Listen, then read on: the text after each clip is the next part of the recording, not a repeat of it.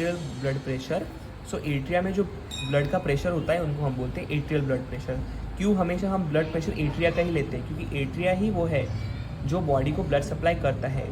Veins जो होती है वो सारा ब्लड बॉडी से हार्ट में लेके आते हैं, लेकिन एट्रिया ही वो है जो, आर्टरीज ही वो है जो हार्ट से ब्लड बॉडी तक लेके जाती है। इसलिए हम जो ब्लड प्रेशर है वो मोस्टली आर्टेरियल ही कंसिडर करते हैं। इसलिए हम आज पढ़ेंगे atrial blood pressure.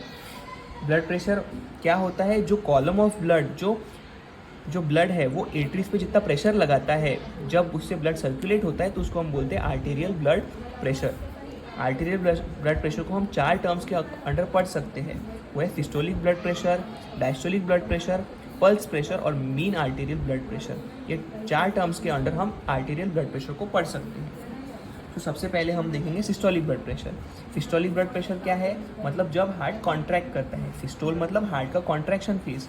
So maximum pressure जो आर्टरीज पे एक्सर्ट होता है ड्यूरिंग सिस्टोल, उसको हम बोलेंगे सिस्टोलिक प्रेशर। जब हार्ट कॉन्ट्रैक्ट करता है, जब तब हार्ट के जो आर्टरीज है उसके ऊपर जो मैक्सिमम प्रेशर इंसर्ट होता है उसको हम बोलेंगे सिस्टोलिक ब्लड प्रेशर। इसकी वैल्यू है 120 mmHg। उसके बाद है diastolic blood pressure. So minimum pressure जो आर्टरीज पे एक्सर्ट होता है ड्यूरिंग डायस्टोल। डायस्टोल में क्या हो जाता है? हार्ट में ब्लड फिल होता है, हार्ट रिलैक्स स्टेट में होता है। सो हार्ट के रिलैक्स स्टेट में जो आर्टरीज पे जो मिनिमम प्रेशर एक्सर्ट होता है उसको हम बोलेंगे डायस्टोलिक प्रेशर। इसकी जो वैल्यू है वो 80 mmHg। उसके बाद है पल्स प्रेशर। पल्स प्रेशर क्या है? Difference between systolic and diastolic pressure. तो सिस्टोलिक क्या है? 120 और डायस्टोलिक क्या है? 80। तो इनके बीच में डिफरेंस कितना हो गया? 40 mmHg।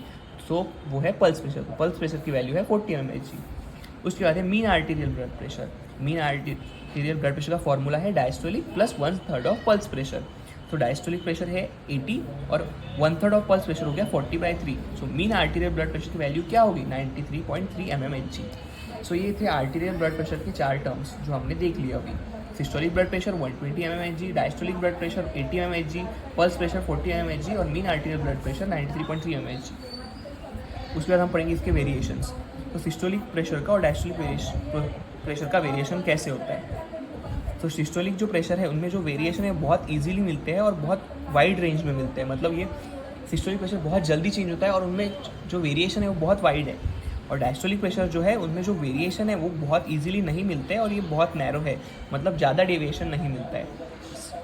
इन शॉर्ट यही है कि सिस्टोलिक प्रेशर में वेरिएशन बहुत इजीली मिलती है और वो वाइड रेंज में होती है। डायस्टोलिक प्रेशर में जो वेरिएशन है वो बहुत इजीली नहीं मिलते और ये बहुत नैरो रेंज में होते हैं। उसके बाद हम पढ़ेंगे फिजियोलॉजिकल वेरिएशन, जिसमें ब्लड प्रेशर का कैसा चेंज होता है। उसके बाद हम पढ़ेंगे पैथोलॉजिकल वेरिएशन। तो फिजियोलॉजिकल कंडीशन में कैसे कैसे ब्लड प्रेशर चेंज होता है। तो एज के साथ, एज में क्या होता है? जैसे जैसे एज बढ़ता है वैसे वैसे बीपी बढ़ते रहता है।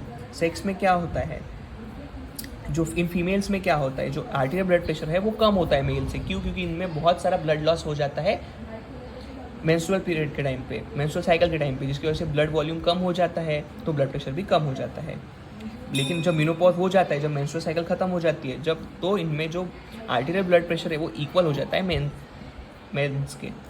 उसके बाद है बॉडी बिल्ड। जितना ज़्यादा पर्सन बिग होगा, जितना पर्सन ज़्यादा हैवी होगा, उनमें उतना ही ब्लड प्रेशर ज़्यादा होगा एज कम्पेयर टू पतले लोगों में, लीन पर्सन में। सो ओबेस पर्सन में आर्टेरियल ब्लड प्रेशर ज़्यादा होता है और लीन पर्सन में कम होता है। डाययूरिनल वेरिएशन मतलब एक कंप्लीट डे में कैसा चेंज होता है। सो अर्ली मॉर्निंग में जो ब्लड प्रेशर है वो कम होता है, धीरे धीरे वो बढ़ते चले जाता है और मैक्सिमम वैल्यू होती है उसकी नून के टाइमिंग में और इवनिंग में वो फिर से लो हो जाता है। मतलब पहले बीपी बहुत कम होता है, फिर वो इवनिंग के टाइम पे, नून के टाइम पे मैक्सिमम हो जाता है और वो फिर से कम होने लगता है इवनिंग में। उसके बाद है मील्स के थोड़े टाइम बाद क्या होता है कि कार्डियक आउटपुट बढ़ने की वजह से बीपी बढ़ जाता है, फिर नॉर्मल हो जाता है। स्लीप के टाइम पे क्या हो जाता है? बॉडी बहुत स्लो डाउन हो जाती है, इसलिए प्रेशर क्या हो जाता है? कम हो जाता है। इमोशनल कंडीशन जैसे एक्साइटमेंट और एंग्जाइटी में क्या हो जाता है? बॉडी का सर्कुलेशन बहुत जल्दी फास्ट हो जाता है ड्यू टू एड्रेनालिन और नॉन एड्रेनालिन सिक्रीशन, जिसकी वजह से कार्डियक आउटपुट बढ़ जाता है और बीपी बढ़ जाता है। क्यों? क्योंकि एड्रेनालिन रिलीज हो जाता है। एक्सरसाइज के बाद क्या होता है? बीपी या फिर सिस्टोलिक प्रेशर बढ़ जाता है, लेकिन डायस्टोलिक प्रेशर नहीं बढ़ता है। पैथोलॉजिकल कंडीशन जब ब्लड प्रेशर चेंज होता है, हाइपरटेंशन जिसमें क्या हो जाता है कि बीपी बढ़ जाता है, और हाइपोटेंशन जिसमें क्या हो जाता है? बीपी कम हो जाता है। उसके बाद है factors maintaining arterial blood pressure. तो हमने लास्ट वीडियो में देखा था कि कार्डियक आउटपुट कौन से फैक्टर्स पर डिपेंड करते थे। अभी इसमें हम देखेंगे कि एट्रियल ब्लड प्रेशर कौन से फैक्टर्स पर डिपेंड करता है। So atrial blood pressure directly proportional है इन फैक्टर से और इन्वर्सली प्रोपोर्शनल है इन फैक्टर से। मतलब ये फैक्टर्स बढ़ने पे आर्टीरियल ब्लड प्रेशर बढ़ेगा और ये फैक्टर्स बढ़ने पे आर्टीरियल ब्लड प्रेशर कम होगा। सो ऐसे कौन से फैक्टर्स हैं जिनके बढ़ने पे आर्टीरियल ब्लड प्रेशर बढ़ता है? सो कार्डियक आउटपुट और हार्ट रेट।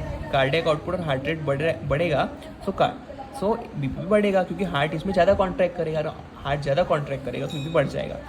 पेरिफेरल रेजिस्टेंस, यहाँ पे बहुत इंपॉर्टेंट पॉइंट है कि अगर पेरिफेरल रेजिस्टेंस बढ़ता है तो भी बीपी बढ़ता है। ऐसा नहीं है कि बीपी कम होगा रेजिस्टेंस कम हो गया, नहीं। पेरिफेरल रेजिस्टेंस अगर बढ़ा है तो बीपी भी बढ़ेगा। क्यों? क्योंकि बॉडी की ब्लड डिमांड तो उतनी ही है, तो बॉडी को उतना ही ब्लड सर्कुलेट करने के लिए ज़्यादा फोर्स लगाना पड़ेगा, क्योंकि रेजिस्टेंस बढ़ गया है।